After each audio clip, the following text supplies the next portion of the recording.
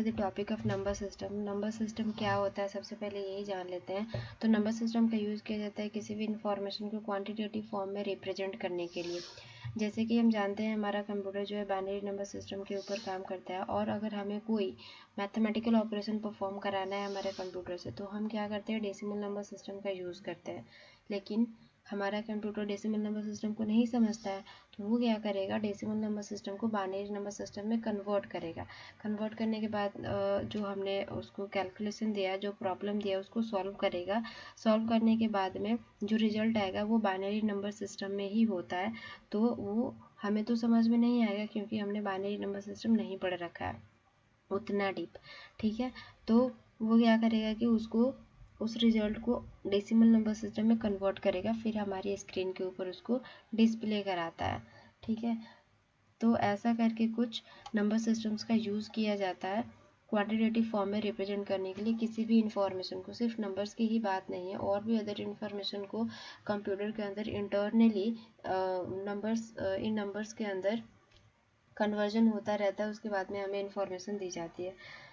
तो यहाँ मैंने लिखा उसका डेफिनेशन कि नंबर सिस्टम क्या होता है, उसका यूज़ कैसे करते हैं। Number system is used to represent information in quantitative form. अब कुछ कॉमन नंबर सिस्टम्स है जिनको देखेंगे। पहला है बाइनरी नंबर सिस्टम, दूसरा है ऑक्टल नंबर सिस्टम, तीसरा डेसिमल नंबर सिस्टम, चौथा हेक्साडेसिमल नंबर सिस्टम। अब बाइनरी नंबर सिस्टम में क्या होता है, इट हैज़ 2 डिजिट्स 0 एंड 1, जिन्हें हम बिट्स भी बोलते हैं। ये 0 और 1 डिजिट्स का यूज़ करता है किसी भी नंबर को बनाने के लिए। ठीक है, इसका बेस होता है 2। 2 ही क्यों होता है, क्योंकि ये 2 डिजिट्स को यूज़ करता है, इसीलिए इसका बेस 2 होता है। अगला है octal number system. Octal number system has 8 digits represented as 0 1 2 3 4 5 6 7। 0 से लेकर के 7 तक के डिजिट्स को हम ऑक्टल डेसिमल नंबर सिस्टम में रखते हैं। And the base of octal decimal number system is 8। इसका बेस कितना होता है, 8 होता है, क्योंकि इसने 8 डिजिट्स का यूज़ किया, इसीलिए इसका बेस हमने रख दिया 8। इसके कुछ एग्जांपल्स ऐसे करके 21.4 का बेस 8, 15.7 का बेस 8। बेसिस लगाने से हमें ये पता चलता है कि ये किस नंबर सिस्टम का नंबर है। तो बेसिस का ये एक फ़ायदा होता है कि हम पहचान पाते हैं कि किस नंबर सिस्टम का नंबर है। ठीक है, अगला है decimal number system. This system has 10 digits represented by 0 1 2 3 4 5 6 7 8 9। 0 से लेकर के 9 तक के डिजिट्स को डेसिमल नंबर सिस्टम के अंदर रखा जाता है। ये इतने ही डिजिट्स का यूज़ करके ये किसी भी नंबर को बनाता है। ठीक है, द बेस और radix of this number system is 10। इसका बेस और रेडिक्स क्या होता है, 10 होता है। फॉर एग्जाम्पल यहाँ पे 3 दिए गए हैं, 234.5 बेस 10, 29.7 बेस 10, 55 बेस 10। अगला है hexadecimal number system. It has 16 digits represented as 0 1 2 3 4 5 6 7 8 9। 0 से लेकर के 9 तक तो डेसिमल नंबर सिस्टम के डिजिट्स हैं। आगे ABCDEF अल्फ़ाबेट्स से हम आगे के डिजिट्स को रिप्रेजेंट करते हैं, जिसमें जो A होता है वो 10 को रिप्रेजेंट करता है, B 11 को, C 12 को, D 13 को, E 14 को और F 15 को रिप्रेजेंट करता है। इनको अगर हम काउंट करते हैं तो 0 से लेकर के F तक कितने डिजिट्स हो जाते हैं, 16 डिजिट्स हो जाते हैं। भले ये 15 तक रिप्रेजेंट करते हैं, लेकिन 0 से जब काउंट करते हैं F तक तो ये पूरे के पूरे 16 डिजिट्स होते हैं। इसका बेस होता है 16, जिसको हम H से भी रिप्रेजेंट करते हैं। फॉर एग्जाम्पल F2H 17, इसका base 16, B 6B.28 base H, तो इसका बेस H भी हो सकता है और 16 भी हो सकता है, और भी बहुत सारे नंबर्स हम बना सकते हैं अपने से।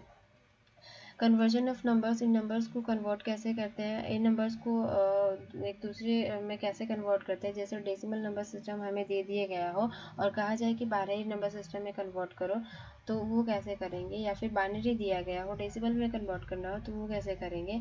Octal to decimal, hexadecimal to decimal, binary to decimal and binary to hexadecimal, इन कन्वर्जन्स को कैसे करते हैं, इन सबको हम इस वीडियो में तो नहीं देखेंगे, लेकिन अगली वीडियो में डेफिनेटली देखेंगे। Till then keep learning and be happy. Number conversion में एक नंबर है डेसिमल टू बाइनरी, जिसका एक एग्जांपल हम देखते हैं 42। 42 का बेस 10 है, मतलब ये डेसिमल में, और इसको बेस 2 वाले में मतलब कि बाइनरी में कन्वर्ट करना है। तो इसके लिए हम क्या करते हैं, 42 को 2 से डिवाइड करते हैं। 2 से डिवाइड इसलिए करते हैं क्योंकि हमें इसे बाइनरी में कन्वर्ट करना है और बाइनरी का बेस कितना होता है, 2 होता है। तो हम इसको डिवाइड करेंगे और जो भी रिमाइंडर आएगा उसको इस साइड पे लिखेंगे, रिमाइंडर।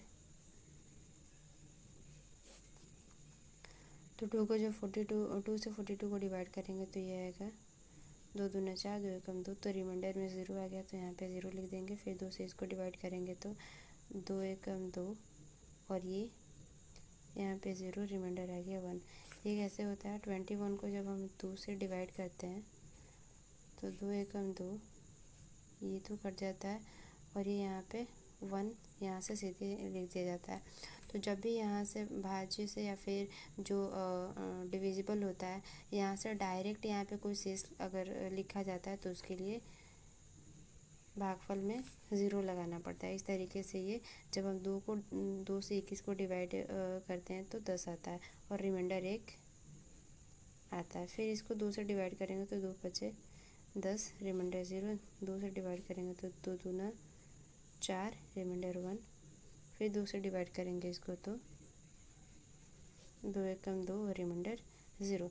और जब भी हमें इसको बाइनरी फॉर्म में लिखना होता है, किसी भी डेसिमल को बाइनरी में लिखना होता है तो उसको 2 से डिवाइड कर देते हैं और जो भी रिमाइंडर आता है उसको नीचे से ऊपर लिखते हैं, डाउन टू टॉप।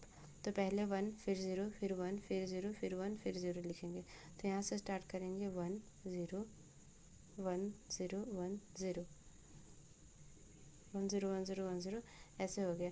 तो ये 42 जो कि डेसिमल में था इसका बाइनरी फॉर्म हो गया 1 0 1 0 1 0 और बेस लगा देंगे 2, मतलब ये बाइनरी में हो गया। इसके एक और एग्जांपल देखते हैं जिसमें डेसिमल नंबर जो होगा वो डेसिमल में होगा। ऐसे भी नंबर हो सकते हैं डेसिमल में जिसमें पॉइंट लगा हो। तो इसमें हम क्या करते हैं, पॉइंट के लेफ़्ट वाला जो पार्ट होता है उसको इंटीजर पार्ट बोलते हैं और पॉइंट के जो राइट वाला पार्ट होता है उसको फ्रैक्शन पार्ट बोलते हैं। इसको बोलते हैं इंटीजर पार्ट और इसको बोलते हैं फ्रैक्शन पार्ट। तो इंटीजर पार्ट को तो बाइनरी में कन्वर्ट करने का यही एक तरीका है, यही एक मात्र तरीका नहीं है, मतलब ये वाला जो है वो बहुत आसान तरीका लगता है।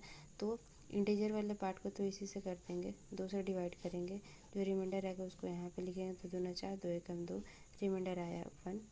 फिर 2 एकम 2 और यहाँ पे 0, रिमाइंडर आया 1।